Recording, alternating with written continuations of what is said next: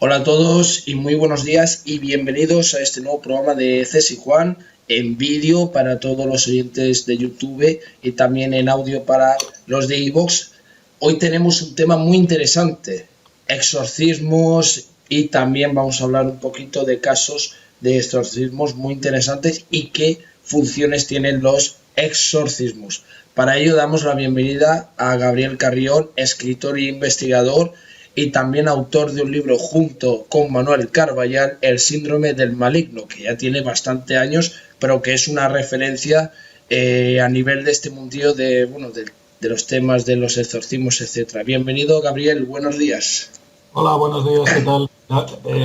Para los de YouTube, me has pillado en el estudio tomando café y sin afeitar ni nada, parezco una loca. Pero Bueno, bueno, nada, bueno, ¿qué le vamos a hacer? La como, vida. bueno, no pasa nada. Bueno, ya se te conoce también de haber intervenido Sí. en el Juiz de Alcácer, que está en YouTube también, que bueno, fue una sorpresa encontrar estos vídeos y bueno, muy interesante también, que estuvieses en el Juiz de Alcácer. Bueno, la verdad es que es un caso que estamos retomando, estoy retomándome a raíz de la intervención aquella vez que tuvimos oportunidad de charlar tú y yo, pues digamos que he vuelto a contactar con alguna gente y bueno, vamos a ver qué pasa, ¿no? Estoy muy interesado, hemos encontrado datos nuevos y vías de investigación novedosas.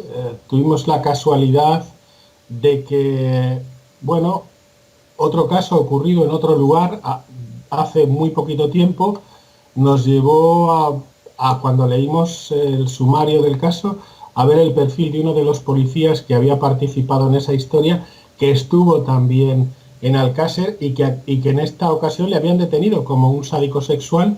Y bueno, pues resulta que también era una persona que estuvo en aquel momento en Alcácer, ¿no? Entonces, bueno, es tirando de este hilo, hemos hecho un medio círculo y hemos vuelto de nuevo a retomar un poco aquella historia. Ya contaremos, pero es algo que vamos a hacerlo con el tiempo, con tranquilidad. Muy interesante y nuevas noticias, como digo, nos acabas de avanzar como primicia. Muy Sí, interesante.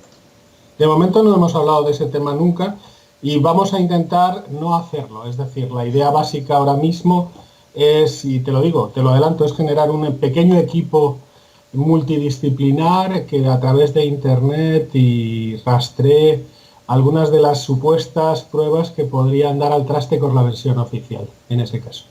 Muy interesante. Vamos al tema que toca, exorcismos. ¿Qué son los exorcismos? ¿Qué modus operandi se usa en el sentido para realizarlos? ¿Cómo hay que pedir la petición para que se realice a través de esta gente, sobre todo gente del Vaticano, sino de la zona de España, dependiendo de la zona que pille, ¿no? De las iglesias en común. Bueno, lo que está claro es que cada vez más los exorcismos están volviendo. Se puede tener la sensación de que es un fenómeno que ha ido disminuyendo con el paso del tiempo. Pero la realidad es que no, la realidad es que dentro del seno de la propia Iglesia, si uno investiga el fenómeno de la figura del diablo y sus relativas conexiones con la Iglesia católica, a través de la gente que cree en él de una manera radical y que lo expresa públicamente, nos vamos a ir encontrando con que cada vez hay más grupos radicales que creen en su figura, que practican exorcismos de una manera habitual y que ciertamente, bueno, no nos dejan de sorprender. De hecho, en la actualidad existen verdaderos especialistas en este tipo de historias y a mí personalmente me provoca un excesivo temor porque veo que el auge de la creencia en la figura del diablo se le está incluso yendo de las manos a la propia Iglesia Católica, ¿no? Uh-huh. Y es peligroso. Por ejemplo, una de las preguntas importantes, para ti, ¿qué es la figura del diablo? ¿Cómo la puedes describir? Porque, bueno, se ha dicho muchísimas cosas, ¿no? Que si el diablo, pues es un invento, o el diablo, si tú lo llamas a través de la Ouija o a través de cosas que tienen que ver con las puertas dimensionales, ellos sí que vienen, pero si tú no los llamas no bien? Bueno, vamos a ver, yo creo que hay que tener muy claro que el fenómeno de la figura del diablo es un fenómeno que nace en un momento determinado, cuando se inicia de alguna forma, bueno, toda la historia del Antiguo Testamento. El propio Génesis nos define claramente, hablando simbólicamente, ¿no? Luego podemos profundizar en otras cuestiones, pero hablando simbólicamente nos dice claramente de dónde surge la figura del diablo. Esto, bueno, lo pueden contestar catedráticos de filología neotestamentaria o muchísimos sacerdotes que hayan estudiado teología. Bueno, esa serpiente que aparece en el Génesis, en el primer libro de la Biblia, esquematizando al diablo, a la figura de Lucifer, de Satanás, etc., no es ni más ni menos que una manera de demonizar la serpiente. La serpiente, no debemos olvidar que es una figura de iniciación, es un elemento simbólico positivo de religiones orientales. En este caso concreto, cuando se escribe el Génesis, que es un libro muy posterior a otros que aparecen en la Biblia después, como es el Pentateuco, en fin, Deuteronomio, etcétera, etcétera, significa que se está tratando de demonizar a todo lo que formaba parte de la cultura persa, ¿no? O sea, para los persas, bueno, la figura de la serpiente era una figura positiva, ¿no? Desafortunadamente, parece ser que, y en estos momentos estamos asistiendo en televisión a la destrucción de ciudades, de monumentos que pertenecen a esa cultura, a la cultura persa, que los propios musulmanes del Estado Islámico afirman que es una cultura pagana. No debemos olvidar que estos famosos yihadistas del Estado Islámico, como libro de cabecera, aparte del Corán y su mala interpretación, tienen el Antiguo Testamento, porque tanto los judíos como los cristianos como los musulmanes, su base creencial, su libro más antiguo, es el Antiguo Testamento, ¿no? Entonces, claro, si entendemos que en el Antiguo Testamento de alguna manera se sataniza la figura de la serpiente y se sataniza todo aquello que tiene que ver con la cultura persa, pues es muy normal que estos energúmenos radicales pues quieran destrozar todo este tipo de piedras, la ciudad de Hatra la semana pasada, del Imperio Parto, en fin, barbaridades que prefiero ni siquiera comentar ahora mismo. Por ejemplo, ¿cuántos exorcismos se están realizando desde la época, desde el año 2000 hasta ahora, en estos últimos 15 años o 14, por ejemplo? No hay un censo de exorcismos. O sea, puede de vez en cuando salir algún caso a la palestra, salir algún caso a los medios de comunicación, pues algún investigador puede sacar alguno, pero lo que sí que te puedo decir es que si uno se va acercando permanentemente a las parroquias o tiene algún, como digo yo, algún sacerdote de confianza, al final, poco a poco, va descubriendo que cada vez son más las personas que se acercan a las iglesias para comentarle a los sacerdotes que realmente pues han tenido problemas o parece ser que el diablo está en su casa, etcétera, etcétera, ¿no? Bien es cierto que la crisis ha hecho mucho daño y que hoy en día no todo el mundo que piensa que está supuestamente poseído por el diablo acude a las iglesias, ¿no? Cada vez hay más santeros de estos africanos, etcétera, etcétera, ¿no? De hecho, cada día más, y sale a los medios de comunicación de una manera más abierta, se sabe que hay redes de prostitución que de alguna forma controlan a las mujeres, sobre todo nigerianas, diciéndolas que les han amarrado el alma y que como no hagan lo que estas redes de prostitución quieren, pues van a hacer un exorcismo y van a hacer o un vudú y van a hacer que sus familias mueran, ¿no? Es decir, todo este tipo de cuestiones es cada vez más habitual y eso es peligroso.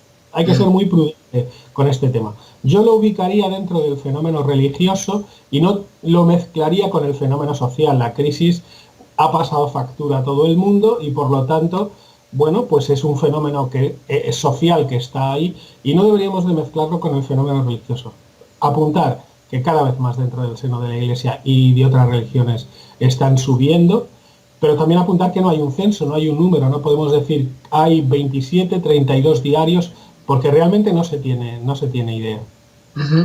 Por ejemplo, ahora vamos a pasar a los casos de la época de la Crónica Negra, empezando pues por el caso, vamos a comentar de Encarnación Guardia. Esta chica pues se le hizo pues digamos una barbaridad, ¿no?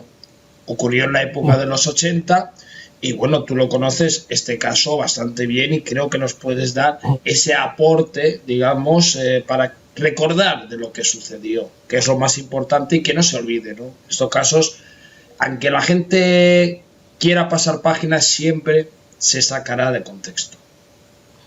Bueno, no, en el caso de Encarnación Guardia es un caso tipo, es decir, existía en el Albaicín granadino un curandero bueno, pues, tenía muchísima fama, lo apodaban el pastelero, creo recordar, y bueno, pues era un curandero que tenía fama de quitar el demonio del cuerpo de una forma extraña, ¿no? Lo que sí que es cierto es que hablamos de finales de los 80, principios de los 90, hablamos de una época donde las creencias eran muy radicales, donde, bueno, pues no existía internet, no existían las redes sociales y las investigaciones se tenían que hacer en el sitio. Hoy en día, pues, con estos aparatos nos podemos comunicar sin ningún tipo de problema y están surgiendo investigadores como setas, ¿no? Hacemos una llamada, nos comunicamos con gente. Bueno, yo creo que esos son divulgadores, pero no investigadores. En aquella época pues teníamos que ir a los sitios, conocer historias, intentar hablar con personajes muy curiosos. Y recuerdo que en el libro sobre el síndrome que mencionabas antes, bueno, salen fotos mías en el Albaicín, grabando el lugar, buscando un poco las sensaciones que había, ¿no? A mí personalmente la figura del hombre, de lo que fue el exorcista, me parece una figura realmente sorprendente. Y el caso de Encarnación es un caso típico, es una mujer que llega, que le van las cosas mal y aquel hombre enseguida le dice claramente que está poseída, ¿no? Y entonces inmediatamente la meten en una espiral, en una rueda de tira y afloja en relación al fenómeno de la figura del diablo, y al final acaba diciéndole que el diablo está dentro de su cuerpo y que por lo tanto si el agua bendita, los exorcismos leídos, todo ese tipo de cosas no funcionaba, pues habría que iniciar un proceso de sodificación del organismo que podía expulsar al demonio, es decir, hacerla ingerir sal.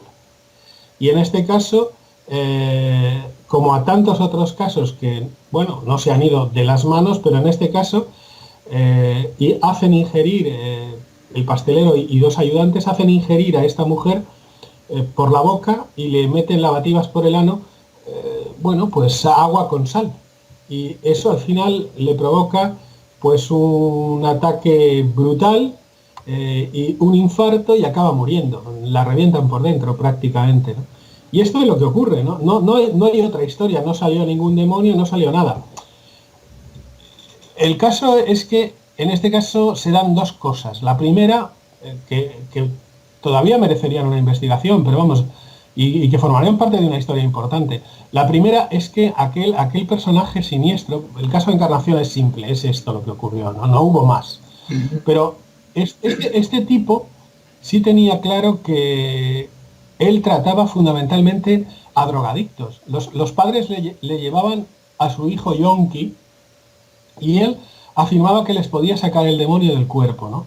Lo que hacía era bajarlos al sótano de la casa, los ataba y está claro que un yonki, cuando deja de ingerir su dosis, tiene que pasar un periodo de readaptación corporal, ¿no? Lo que llaman el síndrome de abstinencia, ¿no?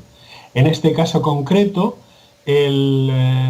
bueno, pues el yonki tenía espasmos, gritaba y a todas luces para este personaje siniestro y para los familiares, esto era que estaba expulsando al demonio del cuerpo. Fíjate qué curioso, ¿no? El síndrome de abstinencia se convertía como en una especie de exorcismo que supuestamente hacía que saliera el demonio, ¿no? La verdad es que eran casos tremendamente brutales. Y luego, en segundo lugar, hay un libro que editó el forense que atiende a Encarnación Guardia, el forense que en aquel momento estaba en el juzgado de Granada, que atendió la instrucción. Un libro muy pequeño que yo no tengo, lo extravié en alguna de los cambios de casa, pero bueno, me imagino que en alguna ocasión me podría hacer con él. Y dicho forense en ese libro comenta que de una manera muy extraña, básicamente con 3 cámaras diferentes, con carretes diferentes, no pudo hacer fotos del cuerpo de Encarnación en los primeros momentos, como dando a entender que supuestamente, y fíjate que lo dice un forense, aquel cuerpo presentaba síntomas extraños y que, bueno, él comentaba la urgencia que tenía de hacerle fotos porque se iba a perder, bueno, pues todas las pruebas que pudieran surgir en el momento posterior a la muerte, ¿no? De hecho, de ese caso, esas pruebas fotográficas inmediatas cuando el cuerpo llega a la mesa para hacerle la autopsia no existen. Existen fotos un poco posteriores, pero no de ese momento, ¿no? Y esto lo publica el propio forense, no es que no nos inventemos nada, ¿no? Y bueno, eso es muy llamativo. A mí me pareció realmente sorprendente, ¿no? Coincidí con él en un programa de televisión en Canal Sur, hablamos sobre este tema, pero bueno, yo le dije que me parecía que mantenía una versión un tanto peculiar, ¿no? Yo creo que había que ser como forense un poco más frío. Y el caso, bueno, pues acabamos un poco discutiendo, ¿no? Pero me parecía sorprendente que no hubiera podido hacer las fotos, ¿no? Un profesional que a todas luces tiene muy claro que tiene que aportar este tipo de pruebas en un juicio, ¿no? Pero bueno, ya te digo, el caso de Encarnación Guardia a mí personalmente me parece muy sorprendente y que, bueno, tiene muchísimos detalles interesantes. Por ejemplo, ahora hay otro caso también, es el caso de Javier Marcial, este chico que se tira desde una ventana desde su casa, un caso muy impactante que también pues lo trataste en un programa de uno de los canales del País Vasco, que era la EITV, se llamaba. La ETV. La ETV, que bueno, este reportaje que está ahí en el YouTube es de los años 80, porque eso yo creo que es del 89, me parece, grabado, que lo presentaba este tal Miquel Casas. Sí, Michel Casas, que bueno, el programa es buenísimo y a día de hoy hasta aún se puede ver y creo que es un programa súper recomendable. Coméntanos el caso de Javier, ¿qué es para ti? Te comento, es decir, yo no soy dueño de mi memoria y a veces mi memoria me falla. Dame 4 pinceladas del caso que lo recuerde, porque sé que lo cito en ese programa, pero no me acuerdo. Ahora pues este chico, pues por lo que me puedo acordar es que este chico se decía que había sido víctima de un exorcismo y que se había tirado de su ventana hasta abajo porque creía que era víctima de un demonio. Me parece que era este el caso exactamente, porque el chaval tenía problemas, creo, psicológicos y esa historia. Bueno, ese caso es un caso que refleja claramente lo que hablábamos antes del concepto del síndrome del maligno, ¿no?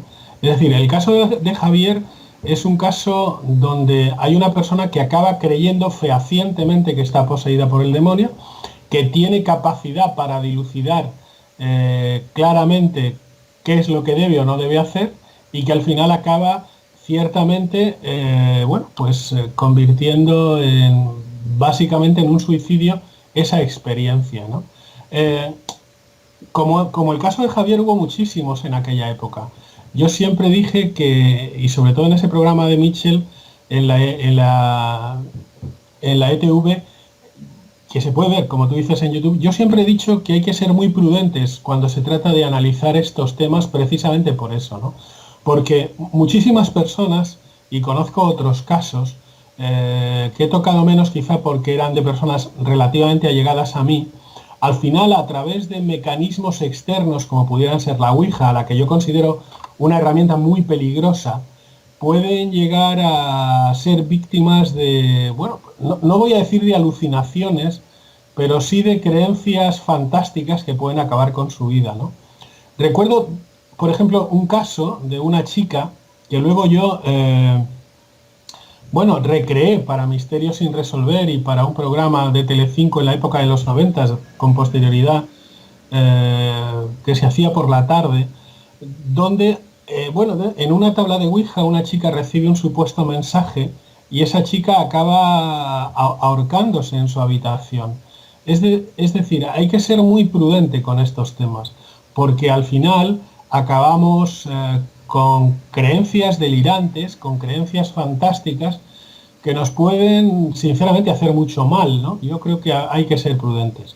Y en el caso de Javier se dan, si uno lo analiza bien, se dan, luego buscaré más datos, se dan los casos tipos de esta cuestión.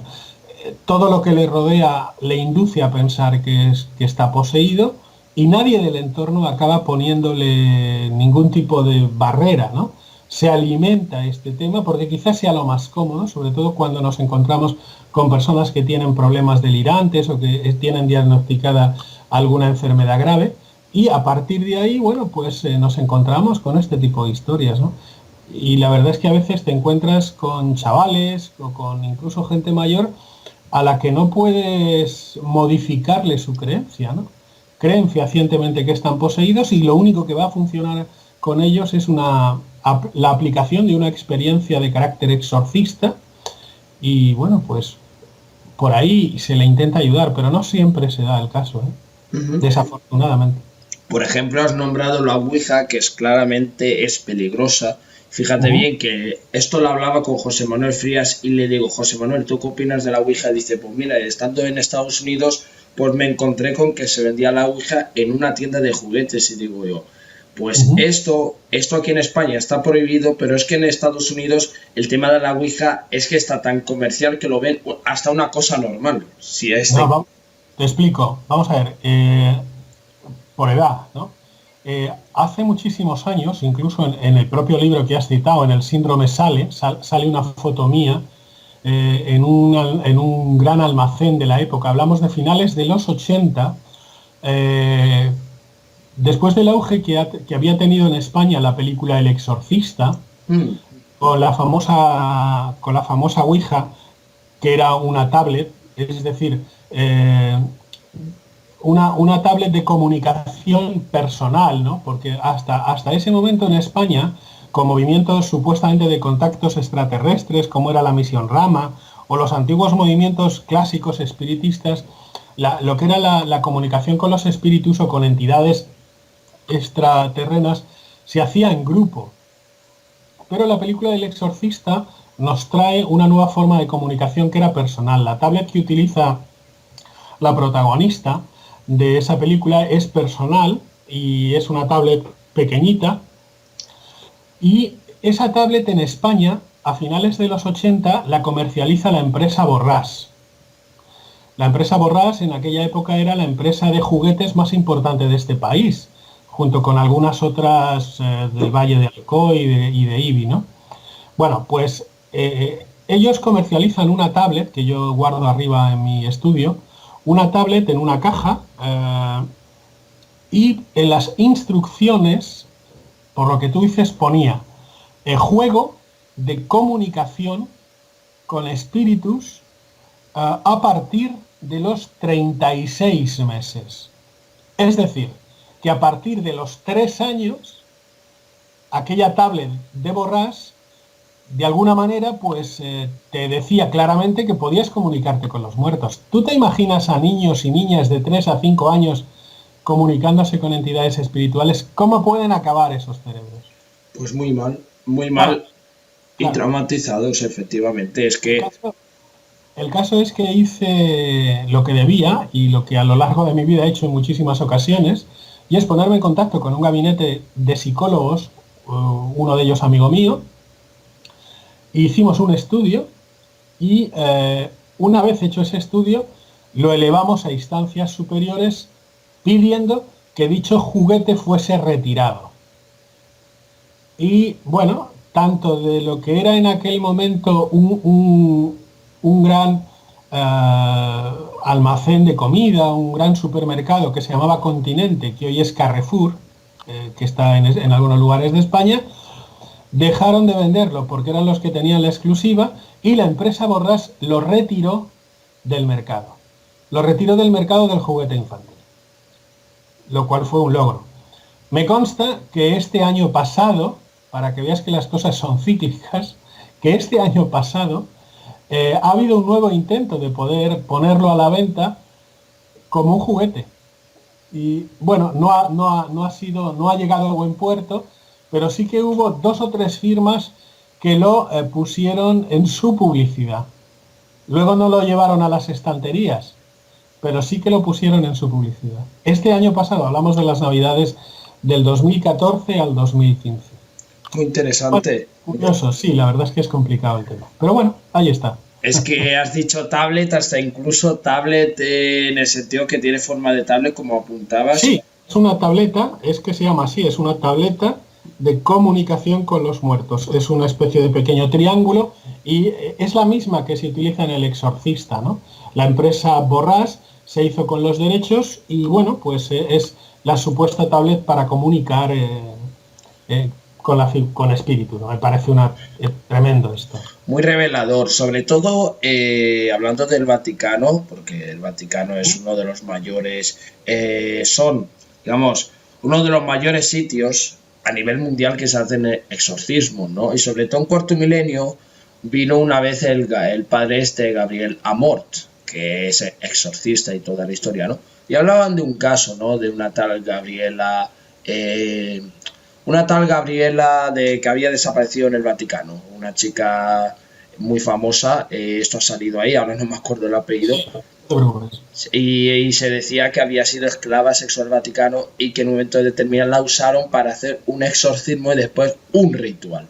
A la vez hicieron, vamos a decir, el cóctel, ¿no? El triple cóctel, porque esta chica, lo que yo sé por un periodista que ha sido vetado ahí, es que los padres trabajaban dentro del Vaticano y que la niña pues en un momento determinado la cogiesen para hacerle sus trapicheos, ¿no? Entonces me llamó mucho la atención este caso porque no se encontró nunca el cuerpo, aunque se decía que habían exhumado unos restos por la tumba de un mafioso, ¿no? Yo, sinceramente, te confieso una cosa, ¿no? Cada vez que me he acercado en un momento determinado a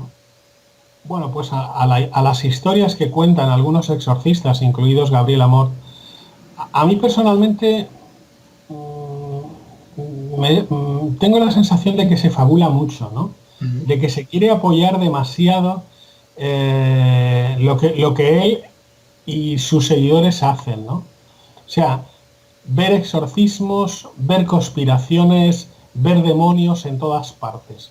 Al final todo eso acaba, de alguna forma, bueno, pues apoyando su propia historia, su propia estructura, los donativos que dan, etcétera, etcétera, ¿no? Yo me voy a remitir a un clásico que trajimos, cuando, y lo digo de una manera muy crítica, cuando estos programas eran serios, ¿no?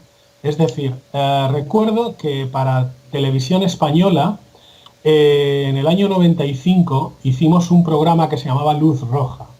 Lo dirigía Narciso Ibáñez Serrador, Jiménez del Oso participó en un par de ocasiones. No era un programa esotérico, era un programa que hablaba de las zonas oscuras de la sociedad. Lo mismo hablábamos de violencia de género, que de sexo sádico, etcétera, etcétera, ¿no?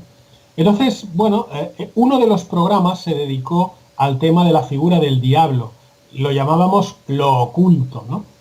Entre otros estuvo Fernando, Jiménez del Oso, etcétera, etcétera. Yo era el realizador de exteriores de ese programa. Trabajaba con Chicho en todo lo que tenía que ver con reportajes y demás, y nos trajimos a quien por aquel entonces era posiblemente, y hablo del año 95-96, pero te hablo de la época de los 80 y de los 90, a quien posiblemente haya sido la figura intelectual más importante de la curia romana relacionada con el tema de la figura del diablo, ¿no? Y te hablo de Corrado Balducci. Corrado Balducci era un sacerdote muy importante que como referencia el Vaticano utilizaba para hablar de estos temas. Tiene varios bestsellers y entre ellos figura un libro que fue bastante distribuido a nivel internacional, que se llamaba Il diavolo e la música rock.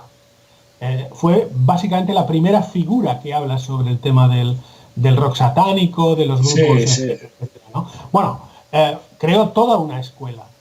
Y nosotros lo trajimos. Este hombre era todo un personaje. Tuvimos la oportunidad de partir con él muchísimo tiempo. Y la verdad es que para mí personalmente es posiblemente la figura que haya que todavía tener como referencia. No debemos olvidar que hay otras figuras dentro de la Iglesia o alrededor de la Iglesia con grupos muy radicales que en todo lo demás ven satanismo, ven demonología, etcétera. Es como si estuviéramos hablando de una especie de yihad ultracatólica que todo lo enfoca hacia la figura del demonio, ¿no? O sea, si una niña se queda embarazada ha sido el demonio que la ha inducido, el pecado, etcétera. No hay que ser un poco más serios porque al final, si no, todo va a acabar siendo desafortunadamente una historia que tiene que ver con el diablo. Y esto no es así. Yo creo que hay que ser muy prudente. Claro es que es muy interesante decir que en el Vaticano se practican rituales exorcistas, que yo no digo que no, pero no hay ninguna necesidad. El Vaticano, en el Estado Vaticano no hay por qué practicar exorcismos cuando alrededor del Vaticano hay miles de pequeñas parroquias, cientos de pequeñas parroquias donde se practica. La gente no va al Vaticano a practicar un ritual, la gente va a esas parroquias, que son las más cercanas. O si no, se va a Torino, a Turín, donde prácticamente todos los sacerdotes de las iglesias son exorcistas, porque se piensa y se tiene la creencia de que en Turín está ubicada una de las puertas del infierno. Y esa es una creencia muy antigua, no es mía, es una creencia muy antigua. Por lo tanto, se piensa que hay que estar permanentemente alerta. ¿Que haya personajes siniestros en el Vaticano? Sí. Estoy total y absolutamente convencido. Sí. Pero no el Vaticano como tal, sino, bueno, pues como en todas las sociedades secretas, sincréticas, que llevan 2000 años con una endogamia terrible, pues es muy normal que haya 4 ovejas negras que pretendan hacer determinadas historias en determinados sitios. ¿Por qué? Porque eso va en detrimento de la propia estructura de la Iglesia. Te pongo un ejemplo. Si en un momento determinado apareciese un supuesto sacrilegio, pues en la Catedral Vaticana, en la Catedral de San Pedro, imagínate lo que eso provocaría, ¿no? a nivel internacional por el tipo de creencia. Por lo tanto, vamos a ver, en general se tiene que tener mucho cuidado. Yo creo que hay que ser muy prudente con la información que llega, porque hablar es fácil, pero ¿y las pruebas? Es que se nos ha olvidado que hay que aportar pruebas. O sea, que la gente puede fabular mucho y da igual que sea un sacerdote. Es decir, un sacerdote tiene el mérito de haber estudiado, pero no tiene el mérito de que no le hayan enseñado a ser un fabulador. O sea, seamos serios y máxime con personas y con entidades que fabulan mucho y que están acostumbradas a tener un doble lenguaje, que es el lenguaje humano y el lenguaje religioso. Y al final acaban creyéndose el lenguaje religioso, cuando en la mayoría de las ocasiones el lenguaje religioso no está basado en hechos, sino está basado en creencias que se han transmitido de generación en generación, nada más. Y esta es la cuestión, ¿eh? Es que, claro, tenemos que extendernos muchísimo. Claro. Entonces, yo no le doy credibilidad a este tipo de personas. A Corrado Balducci sí, por la cantidad de datos que aportó en su época, por las investigaciones que hizo y demás, pero... Me acuerdo, Gabriel, que publicabas en tu Facebook pues una carta a donde hablabas del tema del satanismo, ¿no? Te habían hecho llegar una carta a tu casa, ¿no? Que la pusiste en Facebook, que me etiquetaste en esa publicación y era... Bueno, Sí, sí, no, era muy interesante porque dijiste, mira Juan, que tengo para ti, mira la carta y me sorprendió porque esa letra era chulísima, vamos, en una carta. El, el, el- bueno, es una carta que a mí me llega a través de un sacerdote, para que nos vamos a engañar.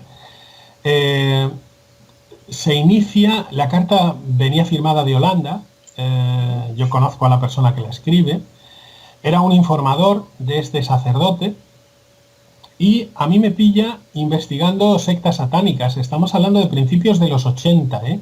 Estamos hablando ya de hace prácticamente 30 años, ¿no? Muy jovencito. Y bueno, me veo con un sacerdote en un hotel y comentamos, intercambiamos datos y bueno, esa carta al final llega a mis manos, ¿no? Son 36 folios que narran la implantación de la Iglesia de Satán en Europa, concretamente en la ciudad de Ámsterdam, donde compran un edificio en aquella época y donde inician el proceso de integración en la sociedad. No debemos olvidar que es en Holanda donde de alguna manera, se autoriza la primera creencia en la figura del diablo en Europa, Sí. legalmente, en la ciudad de Ámsterdam. Y bueno, a partir de ahí es cuando a mí realmente me sorprende todo aquello y comienzo a investigar en esa dirección, ¿no? Y esta es esa carta donde se analiza punto por punto la implantación de la Iglesia. ¿eh? Eh, el apellido del escritor que la envías es Wilker y eso es un dato concreto, no sé si me explico. Sí, sí. Son 36 folios que no se han publicado nunca de este personaje, donde narra claramente todo ese proceso, donde desvela claramente cómo se mueven, y aunque hoy en día, desde la distancia, todo lo que cuenta pudiera parecer muy primario, no deja de ser sorprendente que, que en aquella época, sin medios, repito, pues pudiéramos llegar a las conclusiones que se llegan en esa carta, ¿no? Pero ahí fue la Church of Satan, la iglesia de Satán, la iglesia de Anton LaVey, fue la primera iglesia que se instaura en Europa e inmediatamente después llega la segunda iglesia más importante vinculada a la figura de Lucifer, que es el templo de Set, y que también se introduce en Europa, ¿no? Bueno, puedo decir al respecto sobre, bueno, el del templo de Set y este de la iglesia de Satán. Vamos a empezar por el de la iglesia de Satán, Anton LaVey. Anton LaVey estuvo trabajando para el FBI, era criminólogo, trabajaba para dar opiniones de crímenes ritualísticos. Curiosamente, los holandeses, digamos, los oligarcas, la élite, tienen muchas relaciones con los americanos, amistades de primera mano. Y el del templo de Set, el que me comentabas, el que lo funda es un tal Michael Aquino. Michael Aquino era ex teniente coronel de defensa de área, también trabajó en el proyecto de MK Ultra, en temas de rituales tal y cual. Él publicó un libro a donde él desmentía todas las acusaciones que se le había hecho sobre los rituales. Este hombre se defendió públicamente, el del templo de Set. Es un personaje muy siniestro porque si tú miras la mirada de esa persona, de Michael Aquino, tiene, bueno, las cejas tiradas como si fuesen chinos, ¿no? Es un señor que te deja diciendo, pero este señor, si tanto lo desmiente, ¿por qué tiene esa mirada tan siniestra y tan oscura? Y curiosamente el de Anton LaVey aparece en la portada de uno de los discos de los Eagles que se llama Hotel California, que sobre todo en aquella época, cuando se publicó el disco de Hotel California, se vino un escándalo porque tuvieron que desmentir en principio todo este tema del satanismo. Ya, bueno, comentarte dos cosas, ¿no? Anton LaVey fue muchas cosas, pero sobre todo fue un tipo muy inteligente, ¿no? Bien es cierto que él consigue que en el estado de California y concretamente en la ciudad de San Francisco se legalice el culto al diablo. En 1968, creo recordar, o 66, ahora mismo el dato porque hace mucho tiempo que no estoy en esta historia, pero lo que sí que es bien cierto es que, bueno, se convierte enseguida en uno de los asesores más interesantes de las películas de culto de la época, ¿no? De hecho, fue el asesor de La Semilla del Diablo con Roman Polanski, por ejemplo, ¿no? Fíjate tú qué curioso, ¿no? con todo lo que ocurrió después con la familia Manson, todo lo que rodeó a Polanski después de rozarse con Anton LaVey, merecería una película, ¿no? O sea, estructurar todo aquello, ¿no? Él asesora la película de La semilla del diablo. A partir de ahí, lo que está claro es que aquí no sale de la iglesia de Satán, aquí no quiere una iglesia controlada por él. Se habla también de que alguna central de inteligencia americana podría estar muy interesada en este tipo de cuestiones para controlar a personajes de cierto nivel en el mundo. De hecho, el templo de Set, mientras que la iglesia de Satán era más popular, el templo de Set se hace más elitista, ¿no? De hecho, un alto cargo del Ministerio de Información y Turismo de la época de la dictadura de Franco es quien la introduce en España, ¿no? Entonces existe una grabación de 45 minutos a ese personaje. Personaje que otros investigadores que no han tenido la oportunidad de hablar con él lo han denostado, pero es quien introduce al templo de Set en España. Lo pueden denostar, indudablemente, cada uno puede hacer lo que quiera, pero la única persona que consigue entrevistarle y que guarda esa cinta de 45 minutos completa de una conversación de 4 horas, soy yo. Es decir, después de la intentona de muchos periodistas de querer entrevistarle, saben quién es, saben dónde vive, pero de querer entrevistarle nadie lo consigue. Nadie, ningún periodista de la época. ¿Lo conseguiste tú, Gabriel? Yo lo conseguí. Y en mis archivos se guardan 45 minutos de una entrevista de 4 horas que se grabó con un cassette antiguo, en cinta, en un café de la Glorieta de Bilbao de Madrid. Quedamos allí, yo me fui, él me concedió a mí la entrevista. ¿Por qué? Pues no lo sé, es decir, porque sí, porque le caí bien, porque fui de cara, por lo que fuere, el caso es que me la concedió.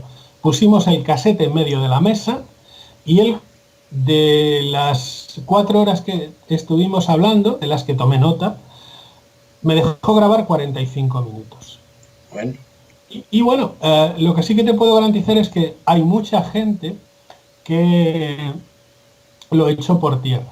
Yo le pregunté en aquel momento que me dijera, me aportara datos, ¿no? Me aportó muchos datos, me habló de mucha gente y de muchas ramificaciones que yo luego seguí investigando, ¿no? Me abrió muchas puertas, pero hubo 2 personajes de los que me habló claramente. Yo le pregunté por 2 personas muy conocidas en ese momento que tuvieran una cierta vinculación con la figura del diablo o parecido.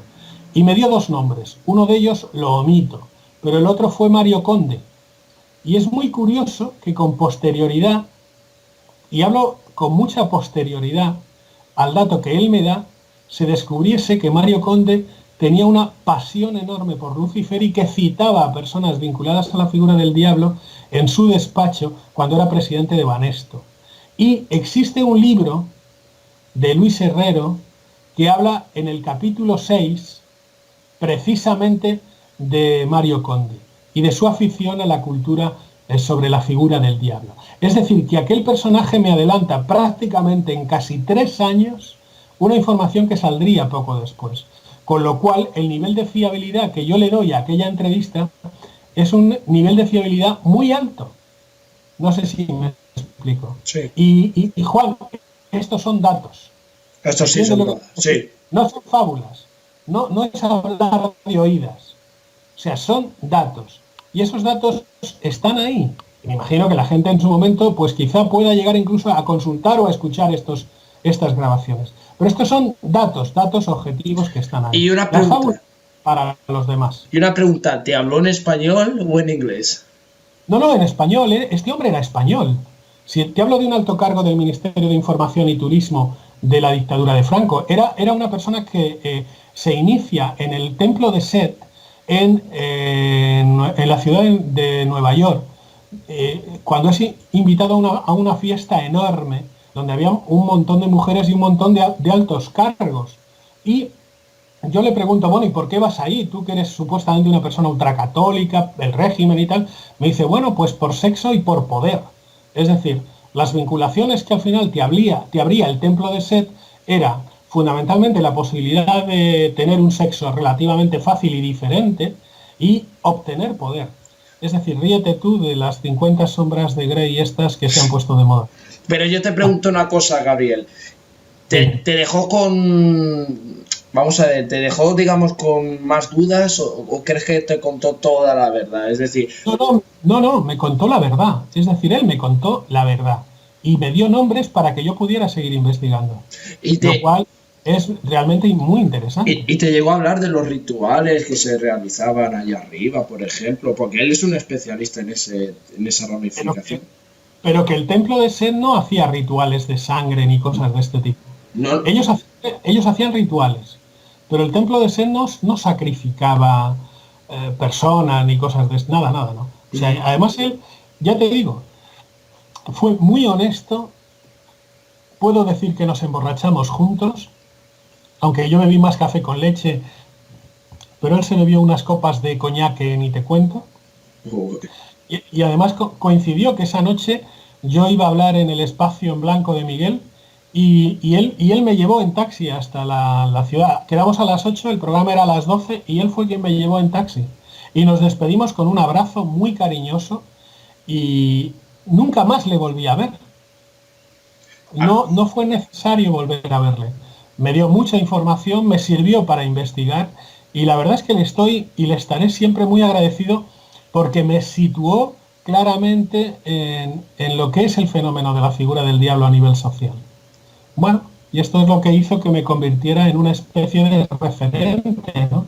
Hoy ya más leyenda urbana, pero en aquella época era un referente. Y nada de eso ha cambiado. Es decir, podrán venir programas, podrán venir expertos, pero nadie aporta absolutamente ya nada que no se dijera en esa época. No sé claro, si me explico. sí, además, bueno, este señor Aquino, bueno, es un personaje que, bueno, aparte del templo de Set, este hombre ha trabajado en las filas de grandes puestos de alto standing en su página web que se puede visitar. Con que pongas Michael Aquino website, él Sí, sí, tiene está claro, está claro. varios libros publicados. Él también, Claro. y lo vuelvo a decir, lo voy a citar, él hace un libro desmintiendo acusaciones hacia su persona, debido a que había, bueno, supuestamente testigos que lo acusaban de realizar fechoría. Incluso te voy a contar un dato muy importante. Se hizo un programa de televisión en Estados Unidos, muy interesante, que lo presentaba esta señora, ¿cómo se llama? Era una señora morenita, tal y cual. Una señora... Oprah. No, era Oprah Oprah. Winfrey. Y estaba Ted Wooderson, exdirector del FBI, era un programa sobre satanismo. Estaba Wooderson, estaba... Bueno, en cuestión había un padre, un chico desaparecido y estaba Michael Aquino con su esposa. Y en ese programa se sacó el caso y él daba pistas. Fíjate bien, que este hombre era como un informante, es decir, él juega doble papel a mi modo de ver, porque él está ayudando y aparte yo creo hasta que podía ser hasta un testigo, porque sabe muchísimas cosas. Es decir, él conoce lo más siniestro del poder americano. Y te lo digo de corazón, de verdad, porque... Si nos fijamos en la figura de Aquino, iniciamos un recorrido por este país con su figura y sobre todo no ya con su figura, sino con la gente que estaba en aquella época vinculada a él de España, posiblemente al final, y cerrando el círculo, posiblemente al final nos encontremos con que sus ritos y sus fiestas, tal y como eran, yo he tenido oportunidad de estar en dos, tal y como eran, es muy probable que hayan sido el desencadenante con posterioridad de que en este país se hubieran hecho secuestros, se hubieran hecho sacrificios y se hubieran grabado. Esas supuestas FNAF Movie que teóricamente estarían detrás del caso Alcácer, del caso de Gloria Martínez y otros, posiblemente hubieran surgido de esta historia. La tergiversación, el retorcimiento torticero, como dice la justicia, de todo lo que Aquino puso en marcha. O sea, Aquino lo único que pretendía era poner en marcha una supuesta adoración a Lucifer al estilo de lo que hacían los nazis, relacionando a la gente con mujeres, creando una especie de sociedad secreta que beneficiara a unos y a otros. Esa es la cuestión. Pero en ningún momento su planteamiento era un planteamiento radical. Pero como en todas partes, hay miembros que fueron más extremos. Y está claro que él al final acaba renunciando a cosas de las que acusaban a su organización, claro, al templo de Set. Claro. Pero que el templo de Set como tal no hacía. O sea, el templo de Set montaba orgías y a través de esas orgías relacionaba a personajes. Hay una película de Tom Cruise y de la que era su mujer en aquel momento, Nicole Kidman, que tardaron casi 3 años en rodar, la hizo Kubrick, que refleja claramente esta cuestión. Cuando la escena del castillo, hay muchas mujeres, hay muchos hombres enmascarados, etcétera, etcétera, ¿no? Bueno, pues esto es real, es decir, esta película, cuando habla de esa situación, está reflejando lo que es el templo de Set, refleja esa especie de contubernio de gente con mucho dinero que tiene estas fiestas, pero en donde no hay sacrificios. Eso no quita para que gente que lleva esa creencia en Lucifer al extremo acabe provocando determinadas situaciones que acaban yéndosele de las manos. Y una pregunta, y en esas 2 fiestas que acudiste, ¿tú qué llegaste a saber? ¿Viste gente, bueno, como o queda en secreto? Está publicado, hay algunas cosas que no voy a decir, que forman parte de la historia de mi investigación personal, y además la gente, si me dio datos en confianza, es porque sabe que en confianza yo no los voy a traicionar. Claro. Pero sí que es bien cierto que hubo una historia, que yo además he publicado parte, en un hotel de la zona del Levante, donde a mí me invitan a una fiesta y el único que no llevaba máscara era yo. Con lo cual todo el mundo que estaba allí me conoció menos yo. Que prácticamente solo conocía a la persona que me había invitado. El Levante. Entonces, bueno, las cosas son así, ¿no? Es decir, hay que ser muy prudente y sobre todo y fundamentalmente a mí me interesa mucho que se aporten datos. Es decir, que se aporten datos, que se analicen bien las cosas, porque si no estamos siempre dándole vueltas a una especie de amalgama que no tiene ningún sentido. Fíjate que de exorcismos hemos pasado a la rama de Michael Aquino, ha sido increíble la conexión, fíjate que sin darnos cuenta nos hemos conectado, las frecuencias se han conectado, ¿eh? Sí que nos hemos dado cuenta, estamos conscientes, no hemos perdido la capacidad. No, pero Gabriel... iniciar una estrategia que abarca mucho. La figura del diablo al final es mucho más amplia de lo que nos pensamos, ¿no?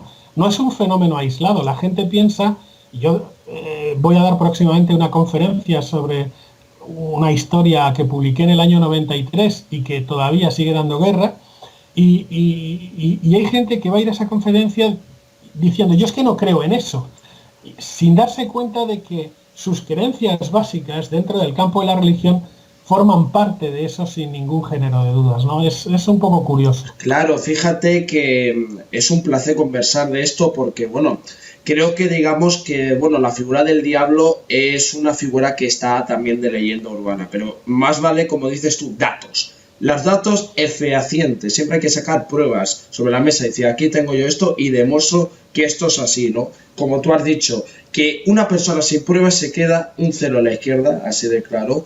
Y además creo, Gabriel, que tú sabes muchísimo y lo has demostrado, que has tenido hasta una cita con Michael Aquino. Yo no sé qué periodista español aparte de ti lo haya tenido, pero yo creo que tú eres el único, porque te voy a confesar una cosa, yo estoy deseando entrevistarle. Desde hace un tiempo lo estoy planeando, pero digo, no sé si hacerlo, porque si ven mis trabajos a lo posible se asusta y dice, uy, que está tocando la fibra, pero a lo posiblemente tú a saber me revela alguna cosa, porque este hombre, digamos, es la fibra más importante de esa rama, ¿no? Digamos, del templo de Set. Sobre todo me gustaría saber cosas del templo de Set, porque el templo de Set, me acuerdo yo haber leído pues un artículo muy importante a donde hablaban, ¿no? De todas las funciones, incluso documentales, donde están todos sus miembros, ¿no? Que explican sus dogmas, ¿no? Y toda esa historia. Los dogmas siempre me han llamado la atención porque los dogmas, curiosamente, estaba analizando una historia y de esa historia me llevó a la arqueología, ¿no? Es es curioso cómo está todo conectado, ¿no? Porque también está el tema de que, bueno, el tema del Noc Eslavo, ¿no? Es un famoso libro a donde se habla de la figura de estos demonios, ¿no? Baal, Moloch, Isis, también Isis, la diosa Isis negra, que ahora está como nombre en este grupo, digamos, no sabemos si es terrorista, porque para mí que está, vamos a decir, pagado por el gobierno americano, como siempre ha sido con el tema de Al Qaeda, ¿no? Que siempre ponía la figura de Bin Laden en Estados Unidos como el demonio, ¿no? No sé si te acordarás de la historia. Sí, sí. Es que es increíble, vamos, y sobre todo has mencionado el Levante. Curiosamente en el Levante, Valencia, Alicante, hay mucho satanismo, ¿no? Detrás de toda esta historia, pero no siempre es satanismo, Gabriel. Tú lo sabes. No, lo que hubo en el Levante en su momento es mucha gente que venía de Centro Europa con creencias diferentes. No es que en el Levante hubiera satanismo, sino que hubo gente que vino de fuera y se trajo sus creencias y bueno, a partir de ahí mucha gente que vivía en esta zona o que vivía en España, de alguna manera se implicó en esta historia, ¿no? Pero yo no diría que Levante especialmente es una zona, ¿no? Lo que ocurrió fue eso, que hubo gente centroeuropea en urbanizaciones muy concretas que trajeron nuevas creencias y en un principio, sobre todo hablando de las primeras épocas que crean la leyenda urbana del satanismo en el Levante, a las que quizá yo y otros escritores de la época contribuimos desafortunadamente, lo que está claro es que en aquella época cualquier creencia que no fuera la católica, la cristiana, pues era como muy satánica, ¿no? Vete tú a saber, ¿qué adoran estos, no? Claro, Incluso claro. la propia Guardia Civil, la propia policía, cuando se encontraba en un caso de este tipo, esos son una secta, ¿no? Mire usted, eso es gente que cree en otra cosa, ¿no? Que no pasa nada por creer en otra cosa, ¿no? La verdad es que los informes de la Interpol, y esa es otra historia, en aquella época sobre sectas y sobre cuestiones muy concretas, en la década de los 80 en este país hicieron mucho daño, desafortunadamente. Bueno, son cosas que pasan, pero bueno, hay que diferenciar qué es el satanismo y el antisatanismo, ¿no? Porque bueno, es así, y la figura del mal siempre estará, sea o no, nombrado en muchas partes, ¿no? Pero permíteme comentar, has hablado de las snuff movies, ¿no? De esas cintas gores, que yo hice un programa hace poco que decía leyenda urbana o realidad, ¿existe o no? Porque bueno, llegaron muchos comentarios, otros dicen, bueno, pero es que tú no hablabas de la página del blog del narco, a donde se ven, vamos a decir, torturas, pero yo les digo, bueno, señores, yo estoy hablando de una élite que se dedica a hacer distribución entre un grupo selecto de este tipo de cinta, que son torturas, descuartizaciones, etcétera, ¿no? A donde cogen a personas para X citas y, bueno, les hacen sus maniobras y luego lo filman, ¿no? Para luego ellos encargarse de hacer bueno, para tenerlos cogidos, ¿no? Estos son chantajes, ¿no? Chantajes de Estado, podemos decir, de las cloacas, ¿no? No sé si estarás de acuerdo en lo que digo, pero creo que apuntamos a gente que son gente desde la política, gente, digamos, de la banca, empresarios, etcétera. Bueno, son historias. Yo no voy a entrar ahí. Yo cuando tengo que entrar en un sitio de ese tipo, creo que hay que ser más cauto. Claro. Está claro que hoy en día las creencias son muy diversas y bueno, pues a partir de ahí que cada palo aguante su vela. Lo que sí que es cierto es que eh, hay que seguir investigando. Yo animo a la gente que investigue a través de Internet, pero que también sepa que existen estaciones de autobuses y de trenes y que a veces hay que coger la mochila e ir a los lugares e investigar, ¿no? No todo consiste en hacerlo a través de la red y que ir a los sitios ayuda muchas veces a comprender un fenómeno ciertamente interesante. Seamos prudentes. Está claro que las snuff movie existieron. Yo he tenido oportunidad de ver muchas, no lo voy a negar, salí en programas de Pepe Navarro durante mucho tiempo en el Mississippi y demás, ¿no? Yo soy un viejo histórico de la televisión que ha salido muchas noches haciendo un listado de los 10 horrores de la semana, ¿no? Es decir, conozco perfectamente este tipo de temas, los he investigado, he visto muchísimas películas y sé que ese tipo de personajes existen. Ahora bien, identificarlos con nombre y apellidos es peligroso y yo no lo voy a hacer. tengo muy claro que cuando, y lo he comentado en alguna ocasión, que cuando Fernando García y Blanco dan los nombres de las figuras que están detrás supuestamente de la pretendida snuff movie del caso Alcácer, cometen un error que indudablemente les lleva a donde les lleva, es decir, a la destrucción de la investigación y de su propia historia personal, con un alto costo para ellos. Y bueno, algo que además, sin citar nombres, llevábamos diciendo ya por otros cauces. En este caso yo lo publico en un diario, que es el diario La Verdad, lo publico en su momento, me hacen una entrevista de una página entera y lo cuento, sin citar nombres, pero cuento que eso se ha dado. Aporto datos de un realizador de televisión española que ha ido a grabar el tema y que ha visto las marcas de los trípodes en la famosa alfombra que luego está en el sumario. Es decir, que hay datos que aportan a que aquello se grabó, que lo grabasen unos o que lo grabasen otros. Mira, yo lo único que te puedo decir es que en estos momentos, con relación a ese caso, estamos trabajando y que espero y deseo que en un año, en dos, en tres, pues podamos comentar cosas. Pero cosas concretas, con nombres y apellidos, con pruebas, no supuestas o pretendidas historias. No, mire usted, esto está así, esto está así, esto está así, y hasta aquí hemos llegado. Y si conseguimos dar con una cinta que se supone inexistente, pues la contaremos. Y si conseguimos dar con Anglés, pues lo diremos. Pero no debemos olvidar que todavía se sigue pensando que Anglés está vivo. Y hay personas que afirman, a mí me han llegado ya a decir dónde está. Es decir, esto sí lo puedo decir públicamente. Pero a mí me han llegado incluso a decir dónde está. Bueno, pues habrá que financiar un viaje, habrá que ver cómo está el tema. Vamos a ver qué pasa.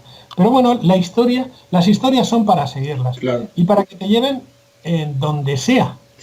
Claro, Gabriel, entonces, bueno, es que has dicho esto, que tú ya has visto varios vídeos snuff, entonces sí, estás confirmando... En la época de los 80 y 90, vamos, sí, era muy normal. Entonces, y esas cintas se mostraban asesinatos reales, ¿no? No era...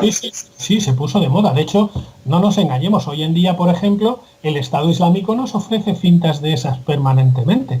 Es que a veces nos estamos confundiendo. O sea, cuando el Estado Islámico cuelga en YouTube o en una red privada un vídeo donde quema a gente, está haciendo un snuff movie. No sé si me explico. Sí, hay diferentes métodos. Está haciendo un reportaje, está haciendo un snuff movie. O sea, el snuff movie, ¿qué es? Es una cinta donde se muestran vejaciones que acaban en asesinato producidas por determinadas personas. En aquella época era muy perseguido y no podías pretender tenerlas o exponerlas públicamente, no existía YouTube, no había nada, entonces se las pasaban por correo de unos a otros. Ahora no, ahora unos hijos de su madre cometen un atroz asesinato y se puede colgar en una red social y lo ven millones de personas. No sé, ¿entiendes lo que te quiero decir? Sí, muy interesante. Luego hay otra red silenciosa que se sigue pasando determinados vídeos. Claro que sí. Vamos a ver, es que esto es algo que se lleva haciendo toda la vida. Entonces, por lo tanto, hay que ser prudentes con este tipo de temas. Muy interesante. Yo creo que con esto lo que hay es que investigar y ya está. Hay que investigar y encontrar lo que es la caja de Pandora. Y bueno, ya por el último caso del programa de hoy, el caso del exorcismo de Almansa, bueno, es un caso ya... Esto es un caso que, bueno, que se nos pone los pelos de punta, porque curiosamente el otro día se tocó el programa ochenteros de Televisión Española, donde también salía Juan Rada, exdirector del semanario El Caso, un periodista de los de que merece la pena darle un mérito por su trabajo, porque el hombre lleva muchísimos años ya y aún así sigue dando la lata. Es impresionante el trabajo de este hombre, y lo comentó porque lo tuvimos hace poco con lo de Gloria, que se quedó, bueno, pues sorprendido, ¿no? Por lo que comentaba la invitada Amparo, tal y cual, ¿no? Pero bueno, en el caso de Almansa, tú estuviste ahí también, porque tengo el libro ahí que me enviaste y me lo dedicaste, lo explicas exactamente cómo ocurre esos hechos, y bueno, es impresionante, ¿no? Lo que pasó en este caso, porque es abominable, ¿no? Es horrible, es espeluznante, es horroroso, es para llevarlo al cine, digo yo, ¿no? Bueno, lo que está claro es que el caso de Alcácer es un caso, o sea, el caso de Almansa es un caso muy concreto. Muere una niña el 13 de septiembre de 1992 y Bueno, yo pienso que no se le ha hecho justicia todavía, a pesar de que hubo un juicio muy rápido. Las tres personas, incluida la madre, que son las que la desvisceran, no debemos olvidar que la historia es muy simple, es una niña que supuestamente bueno, tiene una madre curandera que piensa que cuando le viene la regla es porque está poseída por el diablo y a través de una desvisceración, metiéndole la mano por la vagina, le saca las tripas, la niña se desangra, pensaba que era una... Vamos, de hecho, apenas a 5 metros de mí tengo el taco de fotos de aquella historia, íntegro, el taco de fotos incluso de dentro de la habitación, terrible, terrorífico. Y bueno, por cerrar un poco el tema del cual hay cierta información por ahí ya, hablar de que hace apenas un mes y medio estuvo en casa el periodista que grabó las imágenes para la televisión española y quien le facilita al director del caso, al periodista del caso, porque el caso publica en aquel momento la foto de la niña en portada, a quien le facilita la foto y es quien le facilita la foto al periodista del caso. Es decir, estuvo en casa comiendo y estuvimos retomando el tema de aquella historia, un tema muy interesante que tiene muchísimas ramificaciones en aquel municipio, en Almansa y en la comarca, incluida Villena, con un alto índice de curanderos y de historias de fabulación espiritual bastante importantes. Y bueno, pues yo le llevo animando a Luis, al periodista, que escriba un libro sobre el tema. Sé que está haciendo una novela fabulada y había por ahí un pequeño proyecto para hacer una película de serie B sobre el tema del caso. Porque si no es de serie B, no creo que se pudiera digerir el asunto, ¿no? Es un crimen atroz provocado por una niña, o sea, provocado a una niña y por su propia madre y por el entorno familiar, con multitud de culpables y a quien, sinceramente, algunos pensamos que después de tantos años, 21 años ya o 22, todavía no se le ha hecho justicia. El aniversario de su muerte, el pasado 13 de septiembre, el día de difuntos, el pasado día de difuntos del año pasado, yo estuve en la tumba, en el cementerio de Almansa, voy de vez en cuando, porque es un caso que no me apetece olvidar. Lo tengo claro, no me apetece olvidar. Eso es de ese gran periodista, ir al cementerio, a mi modo de ver, es como si fuese de tu familia la niña, porque lo llevas como algo interior, ¿no? Es una historia que me acompaña desde hace muchísimos años y los que somos ya mayores pues tenemos estos tips, ¿no? Pero... Repito, lo hemos vivido en directo. Tú piensas que en una grabación que yo hice en aquella época, en la puerta de la casa de la calle Valencia, y hay datos que yo no voy a aportar, pero hay, grabando a Luis, al periodista, haciendo una pequeña entrevista, el abuelo de la niña fue a por una escopeta para intentar pegarnos un tiro. Madre mía, Y está grabado. Se tiró con la moto contra la cámara, cosa que está grabada, y nos dijo allí delante que si no nos íbamos, iba por la escopeta y nos iba a pegar un tiro. Y de hecho se fue para la casa y lo vimos salir con la escopeta. Estaba en la misma calle abajo y decidimos irnos, claro. Pues madre mía, lo que pasa por la mente de un ser humano que en un momento dado le da un ataque de nervios y va por una escopeta. La gente, sí. Sí. No es la primera vez que me ha pasado. ¿Te ha pasado algo ya? No, digo que no es la primera vez que me ha pasado alguien que me quería pegar un tiro con una escopeta. No es la primera vez. Bueno, pues yo creo que ya lo hemos dicho todo hoy, Gabriel. Ha sido largo, entendido, porque hemos hablado completito, ¿eh? Esta entrevista la hemos llenado pues con un buen caldo de sopa, como se puede decir, y yo te felicito por los años que llevas dedicado a este mundo. Es que has salido en muchísimos canales de televisión, sobre todo me acuerdo en un programa... Pero más arreglado, ¿eh? Bueno, es que de verdad, cuando me dijiste que era radio, grabado, bueno, ahora ya no da tiempo. ¿Qué le vamos a hacer? Bueno, lo que sí me acuerdo, Gabriel, era lo siguiente. Salías en un programa de Telecinco y creo que hubo una discusión en un programa a donde se hablaba, pero ¿qué era? Que no estaba Aprel, el padre Apeles, este hombre, y estaba Carballal. Con Apeles estuve en bastantes programas, ¿no? No recuerdo, o sea, con Apeles estuve en Canal Low, estuve en Canal Sur, estuve con él en Moros y Cristianos. No lo sé. Bueno, era un programa de un concurso donde seleccionaban a gente y tú diste un discurso. Creo yo, No, lo vi por Dailymotion. A ver si encuentro el vídeo. no recuerdo. Es que fueron tantas historias y yo además no grababa, no recuerdo. Bueno, pues Gabriel Carrión, de verdad, muchísimas gracias. Escritor, investigador, también, bueno, ha salido muchos programas sin duda. Y bueno, cuando lo vi la primera vez ahí en Ayuda al Cáceres, digo, mira, a mí me hizo gracia esto que dice, pero mire usted, el doctor Cabezas decía aquello que citabas de que es que la sociedad, ¿no? Y dice Jerónimo Boles, es que zapato a sus zapatos, ¿no? Y aquello es una frase memorable, es que me encantó porque tú estás ahí replicando y estabas mucho más con Fernando, se te veía ya en la manera de desarrollar. Bueno, yo no conocía a Fernando. Yo conocí a Fernando en ese programa. Eso. O sea, no debemos olvidar que yo a Fernando le conozco ahí. Y mis investigaciones sobre Alcácer eran investigaciones personales, que iban por otro sitio. Pero yo con Fernando no había hablado nunca. A partir de ahí sí que empezamos a mantener relación, pero yo con él no había hablado nunca. No mantenía relación con él, ni siquiera epistolar. No hablábamos por nada, para nada. A partir de ahí sí, pero hasta ese programa en el que a mí me llaman, en la productora de una chica de ese programa, me dice que vaya, porque acababa de publicar en el diario La Verdad una historia, pero a mí personalmente, yo no le conocía. Yo llego a mis conclusiones por mi camino, y él llega a las conclusiones por el suyo. Ni siquiera sabía, había comentado, pero mis conclusiones y mis testigos no habían llegado a él, no habían hablado con él. Pues muy curioso.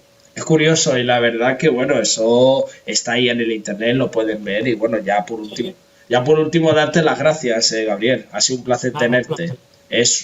Para mí es un enorme placer, te esperamos tenerte más veces y sobre todo a ver si dentro de un año o dos sueltas aquello que se puede decir, las pruebas, bueno, lo que sea. Vamos a intentar empezar a trabajar en la dirección de un caso que me parece que sobre el que todavía se pueden dar algunas vueltas de tuerca.